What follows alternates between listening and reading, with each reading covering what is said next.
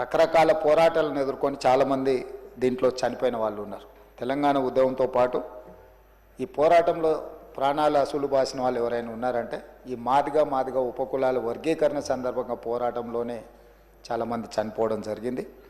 వాళ్ళందరికీ నివాళులు అర్పిస్తూనే ఈరోజు ఈ సమస్యకు ఈ సభ శాశ్వతమైన పరిష్కారం చూపించడం అనేది ఇది ఒక చారిత్రాత్మకమైన సందర్భం. వ్యక్తిగతంగా నా మనసుకు చాలా దగ్గరగా ఉన్న అంశం ఇది. నేను జడ్పీటీసీగా, ఎమ్మెల్సీగా, ఎమ్మెల్యేగా, ఎంపీగా, ఈనాడు తెలంగాణ రాష్ట్ర ముఖ్యమంత్రిగా వివిధ బాధ్యతలు నేను ప్రజా జీవితంలో నెరవేర్చిన ప్రతి సందర్భంలో ఈ వర్గాల అండగా నిలబడి మా ఎదుగుదలలో పూర్తిగా సహకరించి ఈరోజు ఈ సమస్యకు పరిష్కారం చూపించడానికి నాకు ఒక అవకాశం వచ్చింది. అందుకే ఈ సమస్యను శాశ్వతమైన పరిష్కారం ద్వారా ఈ వర్గాలను ఆదుకోవాలన్న ఆలోచననే మా ప్రభుత్వం యొక్క విధానం అధ్యక్ష. అదేవిధంగా అధ్యక్ష, దీని నేపథ్యం 2004 డాక్టర్ వైఎస్ రాజశేఖర రెడ్డి గారు ఈ వర్గీకరణ చేపట్టాలి, చట్టం చేయాలని చెప్పి ఇదే సభలో ఆనాడు వారు తీర్మానం ప్రవేశపెట్టి సభలో తీర్మానాన్ని ఏకగ్రీవంగా ఆమోదింపజేసారు అధ్యక్ష. అదేవిధంగా ఆ తీర్మాన నేపథ్యంలోనే కాంగ్రెస్ పార్టీ 2007లో ఉషా మెహ్రా కమిషన్ నియమించి ఈ కమిషన్ 2008 మే నెలలో తమ నివేదికను కేంద్రానికి అందజేసింది అధ్యక్ష. రాజ్యాంగంలోని ఆర్టికల్ 341లో సవరణలు చేయడం ద్వారా రాష్ట్ర అసెంబ్లీ చేసిన ఏకగ్రీవ తీర్మానాలను పార్లమెంట్లో ఆమోదించవచ్చని ఉషా మెహ్రా కమిషన్ నివేదిక ఇచ్చింది. కానీ వివిధ కారణాల చేత వాయిదా పడుతూనే వచ్చింది, అది అమలు జరగలేదు అధ్యక్ష. కాంగ్రెస్ పార్టీ చరిత్ర మీకు తెలుసు, ఈ దేశ ప్రజలకు తెలుసు. డాక్టర్ బాబాసాహెబ్ అంబేద్కర్ గారిని రాజ్యాంగ నిర్మాతగా, రాజ్యాంగం రచించడంలో చైర్మన్గా వారిని నియమించడంతో మొదలుపెట్టిన పండిత్ జవహర్లాల్ నెహ్రూ గారు మొదటి క్యాబినెట్లో డాక్టర్ బాబాసాహెబ్ అంబేద్కర్ గారిని న్యాయశాఖ మంత్రిగా నియమించడం జరిగింది అధ్యక్ష. అదేవిధంగా దళిత నేత బాబు జగ్జీవన్ రామ్ గారిని కీలకమైన శాఖలు, రక్షణ శాఖ, వ్యవసాయ శాఖ, రైల్వే శాఖ మంత్రులుగా వారిని నియమించడం జరిగింది అధ్యక్ష. అదేవిధంగా ఈరోజు దేశంలో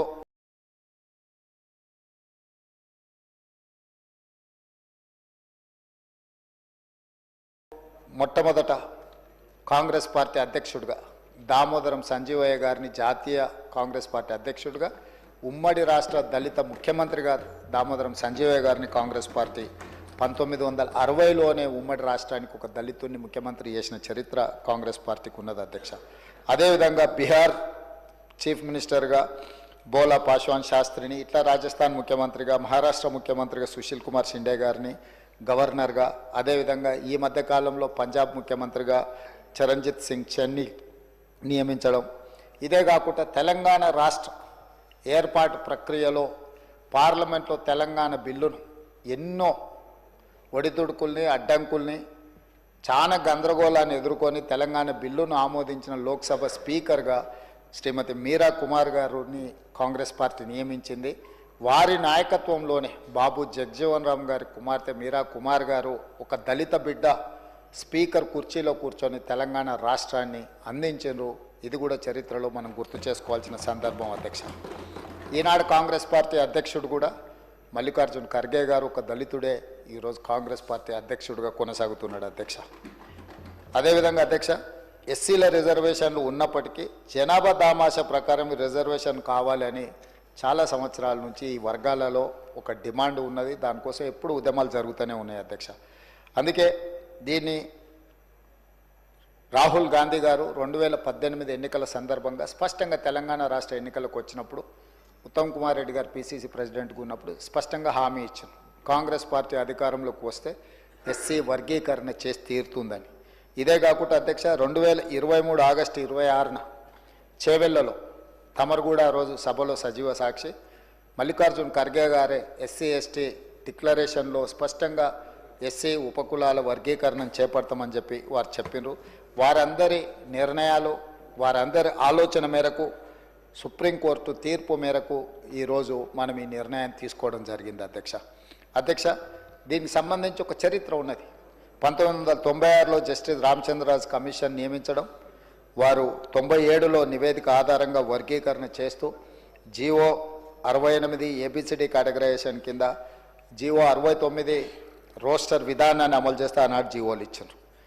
అదేవిధంగా అధ్యక్ష 2000 సంవత్సరం ఏప్రిల్ 1వ తేదీన ఉమ్మడి ఏపీలో వర్గీకరణను అమలు చేయడం జరిగింది అధ్యక్ష. దాని తర్వాత జరిగిన కోర్టులు తీర్పులు సుప్రీంకోర్టు వరకు వెళ్ళడం, అదేవిధంగా ఏపీ వర్సెస్ చెన్నై కేసులో 2004 నవంబర్ 5న సుప్రీంకోర్టు 5 సభ్యుల ధర్మాసనం 3:2 ప్రకారం తీర్పునిచ్చింది అధ్యక్ష. ఎస్సీ వర్గీకరణ కోసం చర్యలు తీసుకోవాలని కోరుతూ 2005 డిసెంబర్ 10న ఉమ్మడి రాష్ట్ర అసెంబ్లీలో తీర్మానం కూడా కేంద్రానికి పంపించడం జరిగింది అధ్యక్ష.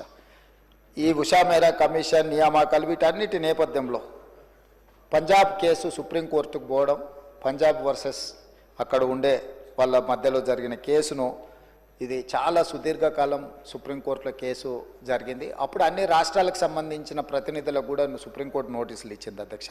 ఆ నేపథ్యంలో తెలుగు రాష్ట్రాలలో కూడా అభిప్రాయాలను తీసుకోవాలని కేంద్ర ప్రభుత్వం కోరింది అధ్యక్ష. దాని నేపథ్యంలోనే సుప్రీంకోర్టులో కూడా మనము ఈ 7 మంది జడ్జులు ముందు తెలంగాణ రాష్ట్ర ప్రభుత్వం తర్వాత మేము అధికారంలోకి వచ్చిన తర్వాత పెద్దలు దామోదర రాజనరసింహ గారి నేతృత్వంలో ఈ శాసనసభలో ఉన్న ఎస్సీ శాసనసభ్యులందరినీ ఒక కమిటీకి ఏర్పాటు చేసి వీళ్ళందరినీ ఢిల్లీకి పంపించి తెలంగాణ రాష్ట్ర ప్రభుత్వం సుప్రీంకోర్టులో సిద్ధార్థ లూత్రా అనే ఒక గొప్ప న్యాయవాదిని నియమించడం ద్వారా తెలంగాణ రాష్ట్ర ప్రభుత్వం యొక్క అభిప్రాయాలను విస్పష్టంగా ఎస్సీ వర్గీకరణకు అనుకూలంగా తెలంగాణ రాష్ట్ర ప్రభుత్వం ఉన్నది, వర్గీకరణ చేయాల్సిందే అని చెప్పి స్పష్టంగా మన వైపు వాదనని వినిపించడం జరిగింది. ఆ నేపథ్యంలో సుప్రీంకోర్టు ఇచ్చిన తీర్పు ప్రకారము సుప్రీంకోర్టు తీర్పు ఇచ్చిన 1 గంట లోపే ఆ రోజు కూడా సభ జరుగుతున్నది అధ్యక్ష. సభలో స్పష్టంగా 100% ఈ వర్గీకరణను అమలు చేస్తామని చెప్పి ఆ రోజు ప్రకటించినాం అధ్యక్ష. అదేవిధంగా అధ్యక్ష కోర్టు ఆ రోజు ఇచ్చిన దాంట్లో కొన్ని విషయాలు రాజకీయ కారణాలతో కాకుండా ఎంపెరికల్ డాటా ఆధారంగా మాత్రమే వర్గీకరణ చేయాలని చెప్పిండ్రు అధ్యక్ష. ఎంపెరికల్ డాటా క్షేత్రస్థాయిలో అనుభవపూర్వకంగా సేకరించిన సమాచారం 1 జనాభా, 2 అక్షరాస్యత శాతం, అనుసరిస్తున్న వృత్తులు, ఉద్యోగాలు, ఆర్థిక పరిస్థితులు వీటన్నిటి నేపథ్యాన్ని తీసుకొని ఈ వర్గీకరణ చేయాలని సుప్రీంకోర్టు మనకు చెప్పడం జరిగింది అధ్యక్ష. వీటన్నిటి నేపథ్యంలో రాష్ట్ర ప్రభుత్వము ఒక మంత్రివర్గ ఉపసంఘాన్ని ఏర్పాటు చేసింది అధ్యక్ష. దానికి బాధ్యత ఉత్తమ్ కుమార్ రెడ్డి గారిని మంత్రివర్గ ఉపసంఘానికి చైర్మన్గా నియమిస్తూ సభ్యులుగా శ్రీధర్ బాబు గారిని, అదేవిధంగా దామోదర్ రాజనరసింహ గారిని, పొన్నం ప్రభాకర్ గారిని, సీతక్క గారిని, డాక్టర్ మల్లు రవి పార్లమెంట్ సభ్యుడిని మనం ఈ క్యాబినెట్ సబ్ కమిటీలో సభ్యులు చేసి వాళ్ళ చేత మొత్తం 6 సార్లు వాళ్ళు సమావేశమై వాళ్ళు ఇచ్చిన సూచనలు అన్నిటిని కూడా పరిగణలోకి తీసుకొని వారి సూచన మేరకు 1 మ్యాన్ కమిషన్ అపాయింట్ చేసినాం అధ్యక్ష. 1 మ్యాన్ కమిషన్లో షమీమ్ అఖ్తర్ గారిని మనం 1 మ్యాన్ కమిషన్గా నియమించి వారు పూర్తిగా సుప్రీంకోర్టు జడ్జిమెంట్లనే కాకుండా ఉషా మేరా కమిషన్ కాడి నుంచి మొదలు పెడితే వివిధ వర్గాలకు సంబంధించిన అన్ని రిప్రజెంటేషన్స్ తీసుకున్నారు అధ్యక్ష.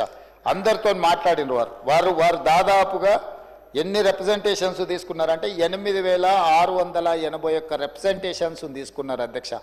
జిల్లాలలో పర్యటన చేయడం కానీ వారి దగ్గరకు వచ్చి వివరాలు అందించిన వాళ్ళ యొక్క అభిప్రాయాలు అన్నిటినీ వారు తీసుకొని స్పష్టంగా వారు ఒక పూర్తి స్థాయి ఎక్సర్సైజ్ చేసి చాలా పారదర్శకంగా, ఎందుకంటే ఏ ఒక్కరికి కూడా ఇందులో అన్యాయం జరగకూడదు, ఈ కమిషన్ ఇచ్చే నివేదిక పట్ల ఎవరికి అనుమానాలు ఉండకూడదు అని ఒక ప్రత్యేకమైన కార్యాచరణ తీసుకొని అందరి అభిప్రాయాలు విని వారు ఒక స్పష్టమైన నివేదికను సూచనను తెలంగాణ రాష్ట్ర ప్రభుత్వానికి ఇవ్వడం జరిగింది అధ్యక్ష. ఈరోజు ఈ ఎస్సీ ఉపకులాలలో దాదాపుగా 59 కులాలు ఉన్నాయి అధ్యక్ష. ఈ 59 కులాలకు సంబంధించి ప్రభుత్వ రంగ సంస్థలలో వాళ్ళు చేస్తున్న ఉద్యోగాలు కానీ, విద్యా అవకాశాలు కానీ, రాజకీయ అవకాశాలు కానీ, గ్రాంట్ ఇన్ ఎయిడ్ సంస్థల నుంచి కూడా కమిషన్ సమాచారాన్ని సేకరించింది అధ్యక్ష. వీటన్నిటిని దృష్టిలో పెట్టుకొని జస్టిస్ షమీమ్ అఖ్తర్ కమిషన్ తన నివేదికను 2025 ఫిబ్రవరి 3వ తారీఖున ఈ మంత్రివర్గ ఉపసంఘానికి సమర్పించింది అధ్యక్ష. 4 తారీఖు రోజు ఎంబడే మంత్రివర్గాన్ని ఏర్పాటు చేసి వారు ఇచ్చిన కమిషన్ యొక్క సూచనలు తూచా తప్పకుండా ఆమోదించడం జరిగింది అధ్యక్ష. ఎక్కడ కూడా మనం కమిషన్ రికమెండేషన్స్ నుంచి డీవియేట్ చేయలేదు అధ్యక్ష. ఎందుకంటే 7 న్యాయమూర్తుల ధర్మాసనం ఇచ్చిన జడ్జిమెంట్ నేపథ్యంలో మంత్రివర్గ ఉపసంఘాన్ని ఏర్పాటు చేసి మంత్రివర్గ ఉపసంఘం 6 సార్లు సమావేశాన్ని చేసి అధికారులతో న్యాయ నిపుణులతో చర్చించి వన్ మ్యాన్ కమిషన్ అపాయింట్ చేసినాం. వన్ మ్యాన్ కమిషను వివిధ జిల్లాలు, వివిధ ప్రాంతాలు, వివిధ స్టేక్ హోల్డర్స్ని అందరితో మాట్లాడి వాళ్ళు ఇచ్చిన నివేదికలు కానీ 8681 రిప్రజెంటేషన్స్ని అన్నిటిని కూడా తీసుకొని క్రోడీకరించి చట్టపరిధిలో వారు చేయగలిగిన అన్ని అంశాలను పరిగణలోకి తీసుకొని వాళ్ళు ఒక నిర్ణయం తీసుకున్నారు అధ్యక్ష. దాని ప్రకారం 59 ఎస్సీ కులాలను 3 గ్రూపులుగా విభజించడం జరిగింది అధ్యక్ష. గ్రూప్ 1 కింద 15 ఉపకులాలను తీసుకొని వాళ్ళకు 1% సామాజికంగా, విద్యాపరంగా, ఆర్థికంగా పూర్తిగా వెనుకబడిన వర్గాలను గ్రూప్ 1 కింద తీసుకున్నాడు అధ్యక్ష. 1% రిజర్వేషన్ వాళ్ళకి ఇవ్వడం జరిగింది అధ్యక్ష. అదేవిధంగా గ్రూప్ 2 మధ్యస్థంగా లబ్ధి పొందిన ఎస్సీ కులాలు, మోడరేట్ బెనిఫిషియర్స్, వాళ్ళను 18 కులాలు ఉన్నాయి అధ్యక్ష. అందులో 9% రిజర్వేషన్లు వాళ్ళకు ఇచ్చిండ్రు అధ్యక్ష. అదేవిధంగా గ్రూప్ 3 అధ్యక్ష గణనీయంగా లబ్ధి పొందిన అంటే కొంచెం సిగ్నిఫికెంట్గా బెనిఫిట్ పొందిన వర్గాలు 26 కులాలు ఉన్నాయి అధ్యక్ష. వాళ్ళకు 5% రిజర్వేషన్. ఈరోజు రాజ్యాంగ పరిధిలో ఎస్సీలకున్న 15% రిజర్వేషన్లను గ్రూప్ 1 కింద 1%, గ్రూప్ 2 కింద 9%, గ్రూప్ 3 కింద 5%, 15% రిజర్వేషన్లను ఈ రకంగా పంచడం జరిగింది అధ్యక్ష. అధ్యక్ష, ఈరోజు ఎడ్యుకేషన్లో కావచ్చు, ఎంప్లాయ్మెంట్లో కావచ్చు, పొలిటికల్ రిజర్వేషన్స్ కావచ్చు, ఆల్ అదర్ రిజర్వేషన్స్ అన్నిటిని కూడా పరిగణలోకి తీసుకొని ఈరోజు ఈ ప్రభుత్వము ఈ నివేదికను తీసుకొని వచ్చి మీ ముందు పెట్టడం జరిగింది అధ్యక్ష. అందుకే అధ్యక్ష ఈరోజు ఈ చారిత్రాత్మకమైన సందర్భంలో ఒక మంచి నిర్ణయం మనం తీసుకున్నప్పుడు ప్రతిపక్షాలన్నీ కూడా ముందుకు వచ్చినాయి. ఈరోజు కృష్ణమాదిగతో మొదలు పెడితే చాలామంది 30-35 సంవత్సరాలలో ఈ ఉద్యమంలో చాలామంది పాల్గొన్నారు అధ్యక్ష. ఈ ఉద్యమంలో కూడా చనిపోయినారు. ఇంతకుముందు పెద్దలు దామోదర రాజనరసింహ గారు చనిపోయిన కుటుంబాల గురించి ఆలోచన చేయాలి అని వారు అన్నారు. ఎస్, తెలంగాణ ఉద్యమంలో చనిపోయిన వాళ్ళను లేదా మాదిగ ఉపకులాల వర్గీకరణకు సంబంధించి ఉద్యమంలో ప్రమాదవశాత్తు చనిపోయిన వాళ్ళని ఆదుకునే అవసరము, బాధ్యత ఈ ప్రభుత్వానికి ఉన్నది. నేను తమరి ద్వారా వారికి నేను మాట ఇస్తున్నా, రేపు ఇందిరమ్మ ఇండ్లు ఇచ్చే దాంట్లో ఈ కుటుంబాలకు ఖచ్చితంగా మొదటి ప్రాధాన్యత కింద ఇందిరమ్మ ఇండ్లు ఇవ్వాలి ఆ కుటుంబాలకు. ఎందుకంటే పిల్లలు చనిపోయింటారు, తల్లిదండ్రుల పరిస్థితి ఏ విధంగా ఉందో తెలియదు, కుటుంబ సభ్యుల పరిస్థితి ఏ విధంగా ఉందో మనకు తెలియదు. కాబట్టి వాళ్ళకు ఖచ్చితంగా ఇందిరమ్మ ఇండ్లలో మొదటి ప్రాధాన్యత కింద మనం వాళ్ళను ఆ కుటుంబాలను ఆదుకోవడానికి ఇల్లు ఇవ్వాలి అధ్యక్ష. అదేవిధంగా రాజీవ్ యువ వికాసం కింద నిన్ననే మనం కొన్ని పథకాలు ఇచ్చుకున్నాం. ఆ కుటుంబంలో చదువుకున్న యువకులు కానీ యువతులు కానీ ఆ కుటుంబం అంటే వాళ్ళ సోదరులు సోదరిమణులు ఎవరైనా ఉంటే వాళ్ళకి ఈ అప్ టు 4 lakhs ఏదైతే ఫైనాన్షియల్ అసిస్టెన్స్ మనం ఇస్తున్నామో వాళ్ళకి ప్రాధాన్యత కింద ఆ కుటుంబాలకు, ఆ చనిపోయిన కుటుంబాలకు ఈ రాజీవ్ యువ వికాసం స్కీమ్లో కూడా వాళ్లకు అవకాశాలు కల్పించాలని చెప్పి తమరి ద్వారా వారికి మాట ఇస్తున్న అధ్యక్ష. ఇది ప్రభుత్వం యొక్క బాధ్యత. ఎందుకంటే ఒక ఉద్యమం జరిగినప్పుడు, ఒక పోరాటం జరిగినప్పుడు ఎవరైతే ప్రాణాలు కోల్పోయినరో ఆ కుటుంబాలను ఆదుకోవాల్సిన బాధ్యత మన అందరి మీద ఉన్నది అధ్యక్ష. అందుకే అధ్యక్ష ఈరోజు ఏ నిర్ణయం తీసుకున్నా 51% ఆమోదిస్తే సరిపోతుంది ప్రజాస్వామ్యంలో. కానీ ఈ నిర్ణయంలో 100% అందరూ ముందుకొచ్చి నిలబడి ఈ వర్గీకరణకు సంపూర్ణంగా మద్దతు పలికినరు. ఇకనైనా ఈ సమస్యకు శాశ్వతమైన పరిష్కారం దొరుకుతుంది. ఈ చర్చలో పాల్గొన్న వాళ్ళందరూ బీఆర్ఎస్ కావచ్చు, బీజేపీ కావచ్చు, ఎంఐఎం కావచ్చు, సిపిఐ కావచ్చు, బయట ఉన్న చాలా సంఘాలు కూడా ఈరోజు ప్రభుత్వం తీసుకుంటున్న ఈ చర్యల్ని సమర్థిస్తున్నారు. కాబట్టి అదేవిధంగా మా మిత్రులు వివేక్ వెంకటస్వామి గారు రిజర్వేషన్ పర్సంటేజ్ 15 నుంచి 18% పెంచాలి పాపులేషన్ అని అన్నారు. ఎస్, వాళ్లకు దామాషా ప్రకారము జనాభా ప్రాతిపదికన రిజర్వేషన్లు పెంచాల్సిన బాధ్యత ప్రభుత్వాల మీద ఉన్నది. 2026 జనాభా లెక్కలు పూర్తి కాగానే ఆ పర్సంటేజ్ ప్రకారం రిజర్వేషన్లు పెంచడమే కాకుండా దామాషా ప్రకారం ఆ రిజర్వేషన్లని ఈ గ్రూప్ 1, గ్రూప్ 2, గ్రూప్ 3కి పంచే బాధ్యతను మన ప్రభుత్వం తీసుకుంటుందని చెప్పి సభ ద్వారా వారికి స్పష్టంగా నేను చెప్పదలుచుకున్నాను అధ్యక్ష. ఎందుకంటే ఒక రిజర్వేషన్ పెంచాలంటే ఇప్పుడు మన దగ్గర ఉన్న డేటా, మన దగ్గర ఉన్న సమాచారం 2011 యొక్క జనాభా లెక్కలు మాత్రమే మన దగ్గర ఉన్నాయి అధికారికంగా. ఆ తర్వాత జనాభా లెక్కలు జరగలేదు. కాబట్టి రిజర్వేషన్లు పెంచడానికి ఒక సహేతుకమైన విధానం ఉండాలి. ఇప్పుడు కేంద్ర ప్రభుత్వం తిరిగి జనాభా లెక్కలు మళ్ళీ మొదలు పెడుతుంది. 2020లో నాకు తెలిసి ఆ జనాభా లెక్కలు మొత్తం తేల్తాయి. ఆ జనాభా లెక్కల ప్రకారము ఎస్సీ రిజర్వేషన్లను కూడా పెంచుతుంది ఈ ప్రభుత్వము. ఈ ప్రభుత్వానికి స్పష్టమైన విధానం ఉన్నది. చట్టపరంగా ఎలాంటి చిక్కులు లేకుండా ఎస్సీలకు కానీ ఎస్టీలకు కానీ వాళ్ళకి పెంచాల్సిన రిజర్వేషన్లను ఏ విధంగా పెంచి రిజర్వేషన్లు పెంచడం, సహేతుకబద్ధంగా వాళ్లకు పంచడం అనేది ఈ ప్రభుత్వం తీసుకుంటుంది. కాబట్టి ఈరోజు నేను ఈ జాతులకు నేను మాట ఇస్తున్నా, ఈ ప్రభుత్వం ఇందిరమ్మ రాజ్యంలో మీకు అన్యాయం జరగదు. గతంలో ఏదైనా అన్యాయం జరిగినా కూడా దాన్ని సరిదిద్ది భవిష్యత్తులో మీకు మేలు జరిగే విధంగా ఈ ప్రభుత్వం కార్యాచరణను తీసుకుంటుంది. అమలు చేసే విధానంలో కూడా పారదర్శకత పాటిస్తాము.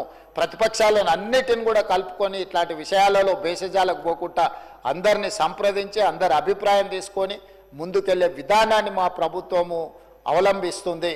ఈరోజు సహకరించిన ప్రతిపక్షాలకు అందరికీ, సభలో చర్చలో పాల్గొన్న సభ్యులందరిని కూడా మరొకసారి మనస్ఫూర్తిగా అభినందిస్తూ ఈ బిల్లును ఏకగ్రీవంగా ఆమోదించినందుకు తమరికి సభ్యులందరికీ కూడా మనస్ఫూర్తిగా కృతజ్ఞతలు తెలియజేస్తూ సెలవు తీసుకుంటున్నాను అధ్యక్ష. మంత్రి గారు. స్పీకర్ సార్, చాలా డీటెయిల్గా మా నాయకుడు, సభానాయకుడు, రాష్ట్ర ముఖ్యమంత్రి గారు ఈ బిల్లు యొక్క ప్రాముఖ్యత, చరిత్ర, వారికి ఉన్న అనుబంధము, రాబోయే కాలంలో ఏ రకంగా నిర్ణయాలు తీసుకోవాలి, ప్రధానంగా గౌరవ సభ్యులందరూ కూడా కొన్ని అంశాలను ఎవరెత్తారు. గౌరవ ఉత్తమ్ కుమార్ రెడ్డి గారు కానీ, లక్ష్మణ్ గారు, ప్రత్యేకంగా వివేక్ గారు అడిగారు 18% రిజర్వేషన్ పెంచాలి, ప్రపోర్షనేట్ టు ద పాపులేషన్ అని చెప్పి, దానికి తోడి కార్పొరేషన్లకు డబ్బు కేటాయించాలని చెప్పి, అట్లనే పెద్దలు కడియం శ్రీహరి గారు, పాయల శంకర్ గారు, ఇలా తర్వాత మస్జిద్ హుసేన్ గారు, సాంబశివరావు గారు, వేముల వీరేశం గారు, నాగరాజు గారు, శామ్యుల్ గారు, సత్యనారాయణ గారు, ప్రశాంత్ రెడ్డి గారు, తర్వాత లక్ష్మీకాంత్ గారు, యాదయ్య గారు. ముందు గౌరవ సభ్యులకు, అన్ని పార్టీలకు నా హృదయపూర్వక ధన్యవాదాలు. అందరూ ఈ బిల్ని స్వాగతించారు. అంటే ప్రాక్టికల్గా ఉన్న ఇబ్బందులు, కష్టాలు, చరిత్ర అన్నీ మీకు అర్థమైనది. It's a very welcome gesture. It is a sign where everybody should live with self respect and be given opportunities. అధ్యక్ష, నేను ఒక్కటే చెప్పదలుచుకున్నాను. కులాల మార్పు అనేది, ఈ వర్గం ఆ వర్గం ఆ వర్గం అనేది కమిషన్ డిసైడ్ చేసింది. The decision was based on empirical data and the entire commission report is based on the essence of supreme court judgement. ఎందుకంటే రేపు పొద్దున మళ్ళీ ఎవరు కోర్టుకు పోయినా మేము నిలదొక్కుకోవాలి. అందుగురించి ఏ ఒక్క జాగాల 100% ఒక్క పదమే కానీ ఒక పర్సెంటేజ్ కానీ వేరియేషన్ లేకుండా 100% యాజ్ ఇట్ ఈస్గా రిపోర్ట్ని ఈ సభకు సబ్మిట్ చేయడం జరిగింది అధ్యక్ష. ఇంకొక అంశం ఏంటి అంటే, మనం ఒక్కటి అర్థం చేసుకోవాలి. 52 లక్షల పైచిలకు జనాభా ఉంటే 52 లక్షల మందిని మనం ఈ కమిషన్ డిస్టర్బ్ చేసిందో లేదా ఏలోనో బీలోనో సీలోనో అనేది కాదు. ఇక్కడ 50 లక్షల మంది 33 కులాలు యథావిధంగా ఆ గ్రూపులలో కొనసాగుతున్నాయి. రెండవది, కేవలం 1,78,000 పైచులకు 24 పాత కులాలు, కొత్తగా 2002లో వచ్చిన 2 కొత్త కులాలు, యాటల, ఒల్వన్, ఈ 2 కలిపితే 265 జనాభా. ఇవన్నీ కలిపి 26 కులాలకు సంబంధించి ఈ వర్గీకరణ యథార్థంగా జరిగింది. అందులో ప్రిన్సిపల్ ఏముంది అంటే, బ్యాక్వర్డ్ ఇంటర్సేఫ్ బ్యాక్వర్డ్నెస్ అంటే ఎంత బ్యాక్వర్డ్, ఎంత వెనుకంజలు ఉన్నారో వాళ్ళకి ప్రిఫరెన్షియల్ ట్రీట్మెంట్ ఇవ్వాలి. ఇప్పుడు గ్రూప్ ఏ తీసుకుంటే మీరు జనాభా, టోటల్ జనాభా 15 కులాలు 1,71,000 మంది ఉంటే వాళ్ళకి వాస్తవంగా 0.5% రిజర్వేషన్ రావాలి. కానీ commission because of the backwardness additional 0.5% has been given to that group. అంటే దీన్ని బట్టి మనకు అర్థమేమవుతుందంటే, Supreme Court has given a direction in its judgement that preferential treatment should be given to the most disadvantages groups amongst the schedule caste. This is the basic principle on which the commission has recommended to the government. In toto, government has accepted. కనుక మీ అందరు ఈరోజు గౌరవ సభ్యులు, రాజకీయ పార్టీలు, ప్రజాప్రతినిధులు అందరూ కూడా ఇంత చక్కగా మమ్మకు అందరికీ ఈ బిల్లుకు ఆదరించి ఆమోదం పొందుతున్నందుకు సంతోషంగా ఉంది అధ్యక్ష. నాకు కూడా అంటే ఇంతకుముందే చెప్పాను, నేను ముఖ్యమంత్రి గారు ధన్యవాదాలు తెలియజేశాను. ఎందుకంటే ఇదే సభలో ఇప్పుడు మాకు సహచార శ్రీధర్ గారు మంత్రిగా ఉండే, ఆనాడు సబ్ ప్లాన్కు చైర్మన్గా ఆనాడు సబ్ ప్లాన్ కూడా తీసుకుని తమరు కూడా మంత్రిగా ఉండే ఆ రోజు మా ఎంబడి. అదే రకంగా తెలంగాణ వాదన కూడా హైకమాండ్లో సోనియా గాంధీ గారు, మన్మోహన్ సింగ్ కూడా తెలంగాణ వాదన వినిపించే అవకాశం కూడా లభించింది. ఈరోజు మా ముఖ్యమంత్రి గారు నాకు ఒక అవకాశం ఇచ్చారు, ఈ బిల్ ప్రవేశపెట్టాలి, దీనిపైన ఒక కో చైర్మన్గా పోస్ట్ ఇచ్చి అధ్యయనం చేయమని చెప్పి ఆ కమిటీ రిపోర్ట్ ఆధారంగా అన్ని అవకాశాలతో ఈరోజు ఇది నా అదృష్టంగా భావిస్తాను. కానీ ఒక్కటి మాత్రం యథార్థం, వాస్తవం. This bill is meant for social justice. This is not against any community, discriminating any community, belittling any community. We believe in social justice and it is brotherlyhood. అందరం కలిసి ఉండాలి, అందరం బాగుండాలి, అందులో మనం ఉండాలి. కానీ ఈ ద్వేషాలు ఇలాంటి ఎక్కడ లేకుండా ఇట్స్ ఒక వాటా బ్యాక్వర్డ్నెస్, దాని ఆధారంగా ఓ నిర్ణయం తీసుకుంది సుప్రీంకోర్టు. ఆ సుప్రీంకోర్టు నిర్ణయాన్ని కాంగ్రెస్ పార్టీ కానీ మా నాయకుడు ముఖ్యమంత్రి గారు దాన్ని అమలు చేస్తుండు. దాని అందరూ కూడా మీ ద్వారా సభ ఆమోదిస్తుందని చెప్పి విశ్వసిస్తూనే సెలవు తీసుకుంటారు. The question is that the Telangana Scheduled Caste Rationalization Reservation Bill 2025. Those who are for the motion, please say ayes. Those who are against, please say no. Ayes have it, ayes have it. The motion is carried and the bill is considered. I shall now put the clauses to vote. There are no amendments to clauses 2 to 8, clause 1 enacting formula and long title. They are before the House.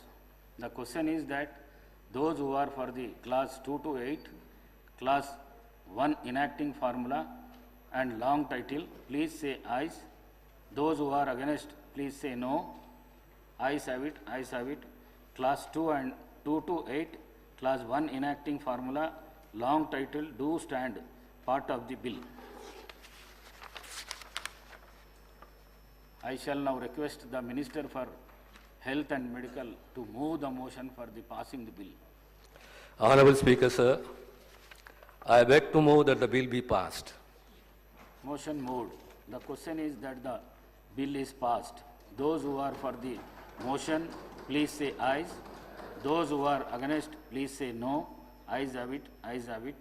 The motion is carried and the bill is passed.